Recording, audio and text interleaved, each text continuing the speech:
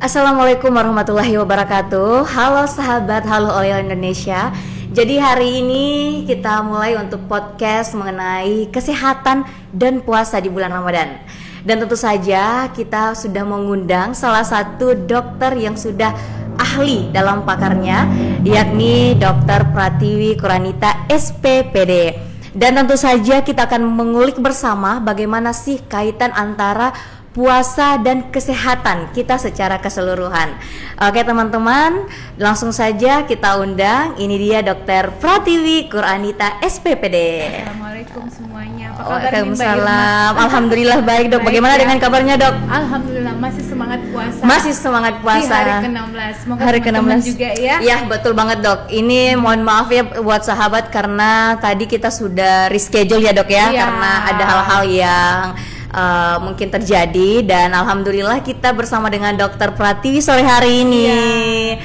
Oke dok, jadi ini kan kita sudah memasuki hari ke-17 ya dok? Puasa ya 17 puasa dok. Insya Allah besok itu kita sudah masuk ke hari 18 puasa. Nah ini berarti kita sudah ada di pertengahan bulan Ramadan dok. Kalau ngomong-ngomong nih dok, kalau kita kan ini sudah puasa hampir sebulan penuh, mungkin nih banyak yang bertanya sih dok, bagaimana sih kaitan antara kesehatan dan puasa di tubuh kita ini dok? Boleh dijelaskan kepada sahabat Halo Oleh dok? Ya, jadi apa kabar nih sahabat-sahabat Halo Oleh ya, yang sekarang lagi nonton podcast kita, live kita. Ya jadi tentunya kalau puasa ini pasti sahabat-sahabat muslim itu pasti sangat bersemangat menyambut bulan puasa. Bukan hanya sahabat muslim tapi non muslim juga ya. Pasti takjilnya. Betul takjilnya yang diburu ya dok ya. Betul. Nah dari segi kesehatan tentunya puasa ini memiliki berbagai macam manfaat. Salah satunya yaitu manfaat detoksifikasi. Detox. Jadi kurang lebih 11 bulan sebelum kita melakukan proses puasa ini, pastinya kan sahabat-sahabat Halulio juga banyak mungkin selama 11 bulan makannya tidak benar. Betul dok, betul. Pokoknya lihat makanan langsung mau makan ya. Nah selama 11 bulan itu kemudian kita berpuasa kurang lebih 30 hari ini atau 30-31 hari ini kita memasuki masa-masa detoksifikasi yang bermanfaat buat tubuh kita. Betul. Kenapa disebut detoksifikasi? Karena proses puasa adalah kita tidak makan kurang lebih 14 jam ya Mbak Irma ya, atau tergantung dari daerah ya. Jadi pembagian waktu ya dok. Pembagian waktu ya, tapi normalnya 14 jam kita tidak makan, tidak minum, sehingga kita mengistirahatkan organ-organ tubuh kita, baik itu organ pencernaan maupun organ-organ yang lain ya, sehingga terjadi detoksifikasi atau pembuangan racun dari dalam tubuh ya, dan itu bermanfaat buat kesehatan. Adapun misalnya sumber gula darah bermanfaat untuk metabolisme ya, itu pasti akan lebih terkontrol sejak kita berpuasa ya. Jadi banyak manfaatnya. Ternyata untuk kesehatan manfaat puasa itu luar biasa sekali ya dok ya. Banyak sekali manfaatnya. Jadi bagaimana sih dok, kan biasanya ini ada teman-teman yang mengalami mungkin penyakit mah nih dok. Biasanya kalau orang puasa katanya kalau habis buka atau menjelang buka puasa biasanya mahnya kambuh. Itu kenapa bisa dok? Iya, sebenarnya kalau dari sisi medisnya, ketika berpuasa maka orang-orang dengan riwayat MA atau riwayat penyakit lambung justru bisa lebih terkontrol Mbak Irma. Karena kan tapi memang ada beberapa tips-tips khusus seperti misalnya untuk pada penderita dengan pasien MA biasanya kita anjurkan untuk berpuasa itu pada proses, jadi tetap melakukan sahur seperti biasa. Sahurnya kita harapkan mendekati jam imsak agar dia merasa lebih kenyang lebih lama. Kemudian mungkin ada beberapa tips seperti misalnya habis makan jangan langsung berbaring ya. Sebaiknya konsumsi makanan-makanan yang tinggi serat ya. Jangan pernah skip waktu sahur dan berbuka. Dan mungkin dihindari beberapa makanan-makanan yang merangsang seperti makanan pedas dan berminyak. Padahal itu juga tentunya menjadi andalan untuk kita berbuka puasa dong. Sekali gorengan, kayaknya kurang afdol kalau nggak ada sambelnya ya. Betul. Apalagi kalau tidak ada yang pedes-pedes dok, rasanya aduh hambar makanannya. Betul. Dok. Pengalaman pribadi. Pengalaman pribadi dok, karena memang saya juga ada riwayat mata. Alhamdulillah selama bulan puasa ini, alhamdulillah juga mahnya tidak kambuh dok. Mungkin betul. Karena yang justru seperti dokter bilang tadi. Ya justru pencernaan kita, lambung kita, semuanya itu detoksifikasi. Jadi tidak terlalu banyak mencerna makanan. Nah justru itu lebih bagus. Jadi lambung kita punya waktu untuk mengosongkan makanan. Gitu ya dok. Ya, jadi mengosongkan waktu untuk pencernaan. Kesehatan di bulan puasa itu penting banget sebenarnya dok ya. Betul. Karena mendetoks ya gitu ya dok. Ya, detoksifikasi badan kita, tubuh kita. Kemudian ketika tubuh juga berpuasa, maka kita akan menggunakan cadangan lemak sebagai sumber energi kita. Iya. Sehingga untuk para sahabat Haluleo yang misalnya mau diet, itu juga bisa tercapai di bulan ini. Nah, kan dokter tadi ngomong soal diet dan pembakaran energi lewat lemak nih dok. Bagaimana sih dok, mungkin ada tips sebelum Ramadan ini berakhir, mungkin teman-teman takut untuk berolahraga karena takut pingsan mungkin karena olahraga. Mungkin ada tips dari dokter sendiri bagaimana dok untuk mengatur waktu biar kita tetap bisa olahraga di bulan Ramadan. Ya, tentunya olahraga tetap bisa dilakukan baik pada sahabat Haluleo yang tidak punya resiko komplikasi penyakit maupun dengan resiko komplikasi penyakit seperti pada pasien diabetes, pasien hipertensi, tetap kita anjurkan untuk melakukan olahraga ringan. Adapun olahraganya mungkin yang bisa dilakukan, boleh dilakukan aktivitas fisik yang ringan seperti mungkin jogging ya, atau mungkin bisa yoga, lari sebenarnya juga boleh ya. Tapi waktunya kapan dok kalau mau lari? Jadi sebaiknya sih kurang lebih 30 menit sampai 1 jam, boleh 30 menit sampai 1 jam sebelum berbuka puasa, ataupun boleh juga setelah 1 jam setelah berbuka puasa. Sebenarnya idealnya ketika kita sahabat Haluleo yang muslim yang melaksanakan ibadah sholat isya maupun sholat taraweh, itu juga kan kita bagian dari olahraga karena kita menggerakkan beberapa organ dari berdiri, kemudian kita ruku, sujud, lalu berdiri lagi. Itu kan sebenarnya juga termasuk dalam bagian olahraga ringan. Betul. Ya. Jadi luar biasa sekali ya dok ya, maksudnya puasa tetapi kita sebenarnya tidak boleh membatasi diri kita untuk tetap beraktivitas dan menjaga kesehatan. Ya, jadi istilahnya nggak boleh mager. Iya, nggak boleh mager guys, bahaya nanti kalau lebaran badannya ikut lebaran. Iya. Betul. Jadi mungkin ini dok, kan kalau misalkan orang kalau sudah olahraga nih dok, tadi sudah dokter bahas, terus kemudian cara menjaga agar teman-teman yang mungkin punya riwayat untuk menghindari biar mahnya tidak kumat atau kambuh itu sudah disampaikan sama dokter. Mungkin selanjutnya dok, ini untuk menghindari untuk memenuhi hidrasi tubuh nih dok. Gimana sih dok? Sekali. Jadi selama kita berpuasa 14 jam tentunya pasti kita terjadi perubahan komposisi tubuh. Baik itu komposisi tubuh kita berupa cairan, elektrolit yang memang penting bagi tubuh. Tentunya pasti ada pengurangan cairan karena dibarengi dengan berpuasa. Jadi tetap juga kita harus harus menghidrasi, dalam hal ini tetap harus konsumsi air putih secukupnya. Ya. Jadi tetap minum air putih minimal 8 gelas sehari. Jadi mungkin karena ini puasa ada 14 jam kita tidak makan dan tidak minum, jadi sebaiknya waktu untuk minum cairan itu kita perbanyak di waktu sahur. Minimal 2 gelas di waktu sahur, kemudian pada saat berbuka 2 gelas.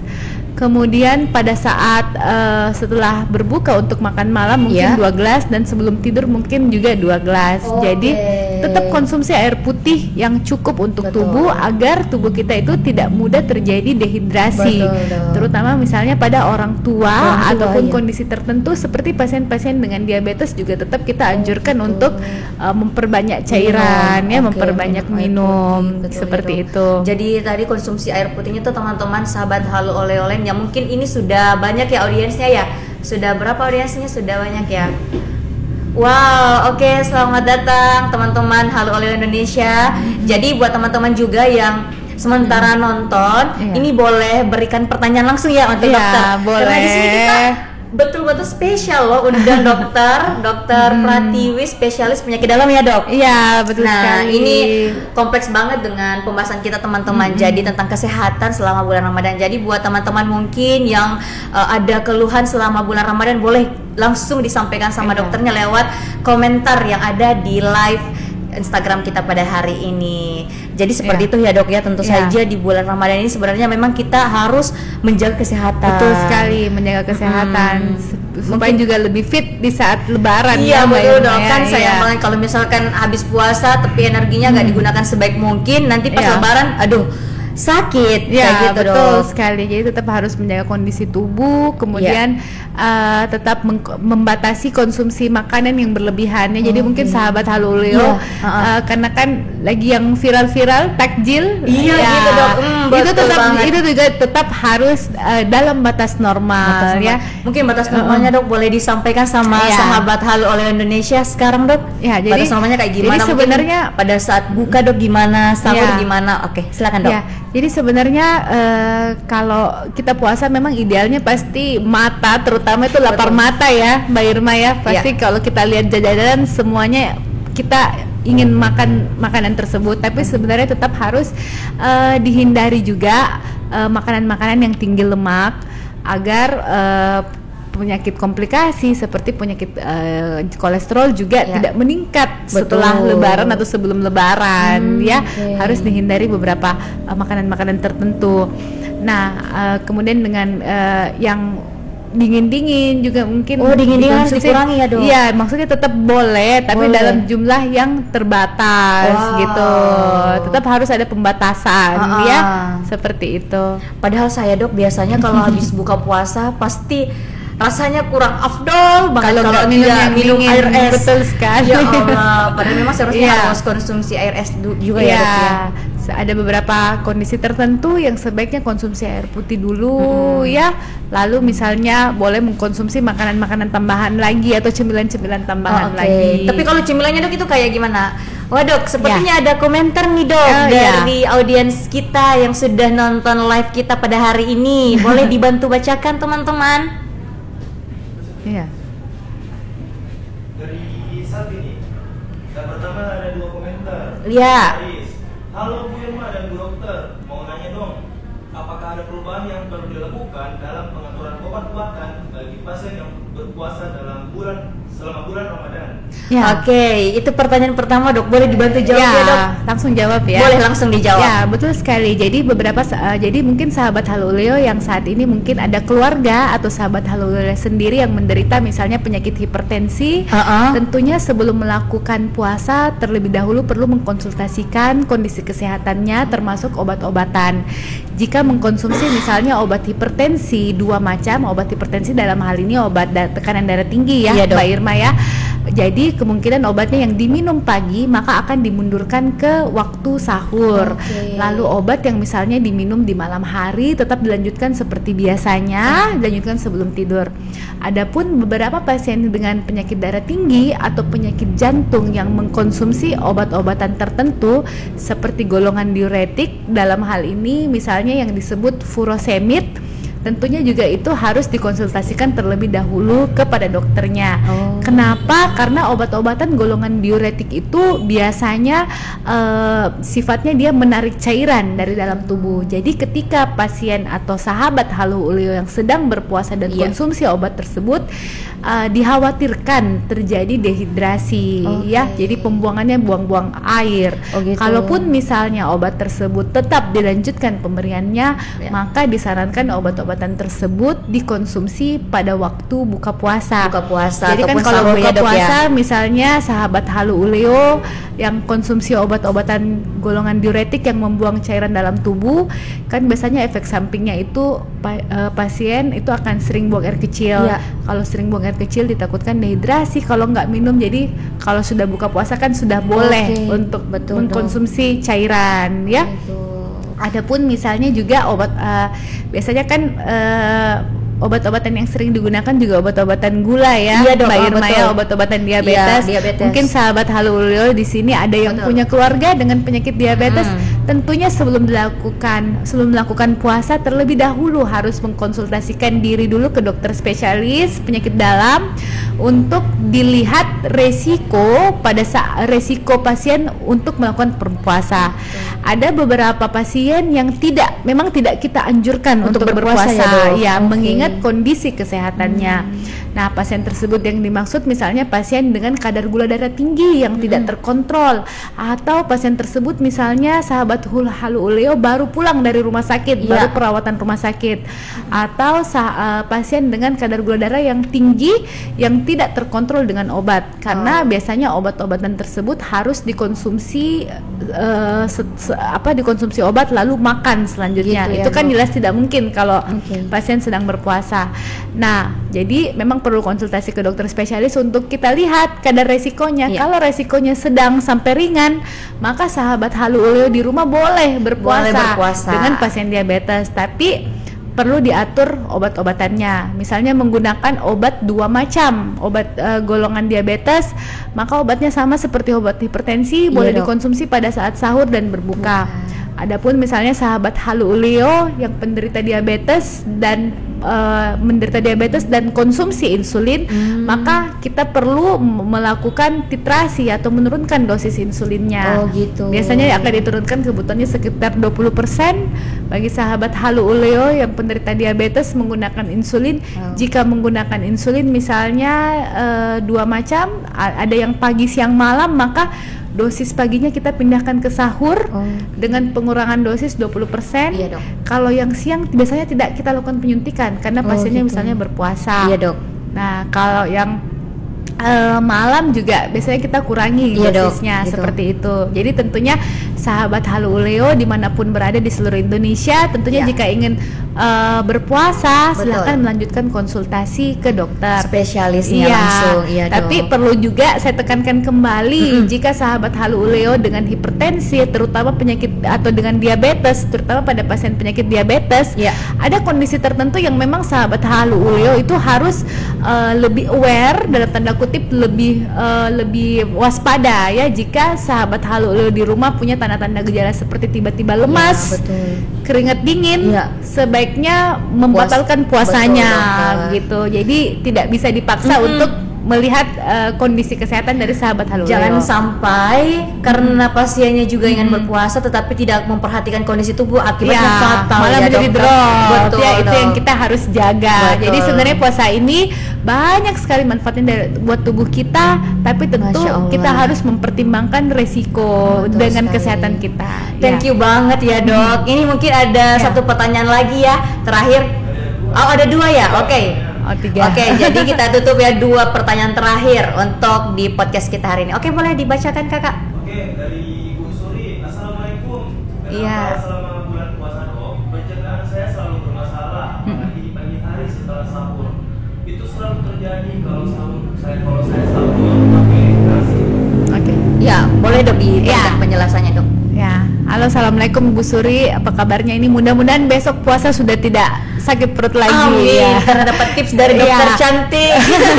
Jadi sebenarnya memang kadar asam lambung manusia itu normalnya memang lebih tinggi pada saat pagi dan malam hari, makanya kadang-kadang keluhan seperti itu meningkat. Jadi mungkin Ibu Suri biasanya kalau penderita penyakit MA atau dispepsia, biasanya memang kita memberikan beberapa tips. Tips yang pertama mungkin buat Ibu Suri, sebenarnya boleh makan nasi, tidak ada masalah untuk makan nasi, tapi sebaiknya juga diimbangi. Yang pertama mungkin tipsnya yaitu semua pasien penderita MA atau penyakit lambung atau dispepsia, yang pertama tipsnya yaitu makan mendekati jam imsak. Jadi misalnya imsaknya 4:30 subuh, mungkin bisa mulai makan jam 4 subuh agar proses kenyangnya lebih lama. Yang kedua, selalu konsumsi makanan-makanan yang tinggi serat. Jadi tinggi serat. Jadi nasi juga tetap kita butuhkan, mungkin dibarengi ikan atau sayuran, atau konsumsi makanan yang karbohidratnya kompleks, Bu. Jadi sayur-sayuran, ikan, agar kenyangnya lebih lama. Tetap protein juga. yang paling penting jangan makan makanan yang merangsang seperti atau mengurangi makanan yang merangsang seperti makanan sambal ya. Dengar nih Bu Suri nih, kurangi sambalnya ya Bu. Yang asam-asam atau yang asin-asin, dan yang paling penting yaitu ada tips yang penting lagi, yaitu setelah makan usahakan jangan langsung berbaring. Ya. Jadi setiap makan usahakan duduk dulu Bu, jangan baring, karena jika pola kebiasaan habis makan langsung berbaring, biasanya asam lambung kita itu meningkat lagi. Gitu ya, Dok, ya? Nah itu yang akan malah mengiritasi kembali lambung atau pencernaan kita, bikin tidak nyaman pada lambung dan pencernaan ya. Nah, jadi 3 tips dari dokter nih untuk Ibu Suri tadi. Yang pertama, sahurnya kalau bisa mendekati mengakhirkan subuh. Terus yang kedua, tidak mengkonsumsi makanan yang merangsang seperti pedas, yang asam. Dan mungkin juga pada proses makannya boleh makannya jangan kalap ya, jadi jangan langsung makan dalam porsi yang banyak. Pelan-pelan ya Dok ya. Pelan-pelan, jadi mengunyah pelan-pelan seperti itu. Dan tentunya tetap perbanyak cairan. Berarti makan punya juga dimaksimalkan Ibu Suri ya. Adapun juga beberapa sahabat Haluleo mungkin yang sering mengkonsumsi kopi, yang tidak bisa hidup tanpa kopi, sebaiknya konsumsi kopi jangan dikonsumsi pada saat sahur. Ya, karena itu alasannya kenapa Dok? Itu kopi kan kopi atau teh itu sebenarnya mengandung kafein, Mbak Irma, dan kafein itu sifatnya itu menarik cairan juga. Jadi jadi bisa dehidrasi juga untuk puasa 14 jam. Jika ingin mengkonsumsi minuman seperti kopi atau teh, mungkin bisa di waktu berbuka. Buka puasa, karena waktunya kan panjang lagi Dok untuk kita sahur. Betul. Jadi ini juga sebagai tips untuk saya Dok, karena jujur saya itu pencinta kopi Dok. Sebenarnya kemarin saya bertanya-tanya Dok, ini kapan nih saya bisa minum kopi, karena setelah bulan Ramadan baru 1 kali Dok saya minum kopi, dan memang pada saat buka puasa. Iya betul sekali. Jadi mungkin di waktu berbuka. Dok, thank you Dok. Mungkin satu pertanyaan terakhir lagi. Dari Ibu Rafika. Ibu Rafika. Nah, pertanyaan gini, kenapa jika sudah berbuka puasa cepat kenyang padahal belum makan nasi? Dan ada juga ini satu lagi pertanyaannya, jika sudah minum atau makan es buah langsung terasa kenyang? Terasa kenyang, betul sekali. Ini pertanyaannya nyambung Dok. Kenapa bisa cepat kenyang? Padahal belum makan nasi. Ini juga kalau yang tadi saya katakan tadi sebelumnya, jadi biasanya kalau kita puasa kan tubuh itu sudah mulai beradaptasi. Apalagi ini minggu kedua kita berpuasa, ya memasuki hari ke-17, biasanya tubuh akan beradaptasi kembali mengikuti pola makan kita selama ini. Kalau puasa kan kita tidak makan sembarangan lagi. Jadi pembatasan makanan, sehingga baru makan biasanya cepat kenyang. Terutama pertanyaan terakhir dari sahabat Haluleo, kenapa kalau minum es atau yang manis-manis langsung merasa kenyang? Karena memang makanan atau minuman yang mengandung glukosa tinggi, seperti misalnya es teler, es campur, itu kan kadar gulanya tinggi ya. Semuanya ada di takjil. Jadi biasanya memang kita akan merasa kenyang lebih lama gitu. Jadi memang makanya kalau kita di Islam itu anjuran Nabi adalah sebaiknya berpuasa menggunakan kurma dulu ya, 3 biji kurma kata Nabi. Karena itu katanya berdasarkan beberapa penelitian, kurma itu memang tinggi serat. Dan jika dihubungkan dengan sisi medis, maka konsumsi makanan yang tinggi serat pada saat sahur maupun buka puasa itu akan membantu proses metabolisme kita. Luar biasa. Jadi cukup 3 kurma aja dan konsumsi banyak mineral air. Jadi jadi tetap boleh mengkonsumsi makanan-makanan seperti takjil, seperti es buah, itu boleh, tapi mungkin porsinya yang kita kurangi. Sarannya sebaiknya pada saat berbuka boleh makan makanan yang ringan dulu. Jangan langsung kalap lapar mata ya untuk konsumsi semua makanan, karena akan memicu rasa begah atau rasa penuh di daerah pencernaan. Seperti itu. Oh, luar biasa sekali ya dok. Ini tipsnya memang mewakili untuk semua pertanyaan-pertanyaan yang ada di komentar dan live podcast kita hari ini. Dan memang suasananya memang momennya memang pas sih dok, karena teman-teman juga di luar sana pasti sering mengeluhkan hal seperti itu. Kenapa sih saya cepat merasa kenyang kalau lagi buka puasa, padahal yang masuk baru es buah dan air. Padahal yang dibilang sama dokter tadi bahwa memang es buah itu mengandung banyak gula sehingga kita merasa lebih kenyang, padahal kenyang lebih cepat kenyang lebih cepat. Namun gizi yang ada dalam tubuh kita belum terpenuhi. Iya dok, betul sekali. Jadi mungkin makannya tetap boleh makan, tapi mungkin tidak dalam porsi banyak, tidak berlebihan. Iya. Jadi mungkin ini dok, itu tadi 3 pertanyaan mungkin sekaligus menutup live podcast kita pada hari ini. Tapi sebelumnya mungkin ini ada sedikit pesan dari Dokter Pratiwi untuk sahabat Halo Oleh Indonesia di momen Ramadan kita pada hari ini. Ya, jadi terima kasih buat sahabat Halo Leo yang hari ini meluangkan waktunya untuk menonton podcast kita ya. Senang sekali rasanya bisa sharing sama sahabat Halo Leo yang ada di sini. Jadi tetap mungkin perlu memperhatikan kondisi kesehatan dari sahabat Halo Leo. Pada beberapa mungkin mudah-mudahan tips yang tadi sudah disebutkan bisa membantu sahabat Halo Leo menjalankan ibadah puasa tetap fit dan semangat sampai 30 hari ya, sampai puasa hari terakhir. Karena ini sudah di pertengahan puasa dok. Iya, kita sudah memasuki masa-masa penutup, jadi harus lebih semangat lagi. Jangan sampai karena mungkin banyak keluhan-keluhan kesehatan di puasa-puasa kemarin, jadi semangat puasanya berkurang dok. Makanya momen podcastnya saya ambil di pertengahan puasa biar untuk menjemput akhir Ramadan kita ini dengan penuh semangat dan tentunya dengan rasa tubuh dengan yang bugar lagi dok. Ya, betul sekali. Betul sekali. Jadi mungkin teman-teman sahabat Halo Indonesia yang dimanapun kalian berada, alhamdulillahirrabbilalamin, kita sudah sampai di penghujung acara podcast live atau JJS. Nah nih dok, kalau sedikit cerita dok, jadi nama podcast kami itu JJS, namanya Jejak Inspirasi. Saya kira jalan-jalan sore. Boleh juga sih dok, boleh ya. Iya. Jadi Jejak Inspirasi ini dok, kita tentunya mengundang beberapa narasumber-narasumber memang yang bisa memberikan inspirasi ataupun sharing kepada sahabat Halo Indonesia dimanapun mereka berada. Jadi baik itu mengenai properti, baik itu mengenai kesehatan dan lain sebagainya dok, karena ini adalah ruang inspirasi, tentunya memberikan ruang sharing untuk sahabat semuanya, apalagi di podcast kita pada hari ini dok. Iya. Sekali lagi terima kasih banyak untuk teman-teman audiens dimanapun kalian berada. Tentunya juga terima kasih banyak Dokter terima kasih Mbak Irma, terima kasih sahabat Halo Leo sudah diluangkan waktunya ya dok untuk hari ini. Semoga memberikan kesan yang baik juga untuk sahabat audiens juga yang sudah memberikan pertanyaan serta yang nonton live kita pada hari ini dok. Betul. Akhir kata mungkin saya Irma Najmi Anugrah dan saya Dokter Tiwi pamit undur diri. Assalamualaikum warahmatullahi wabarakatuh.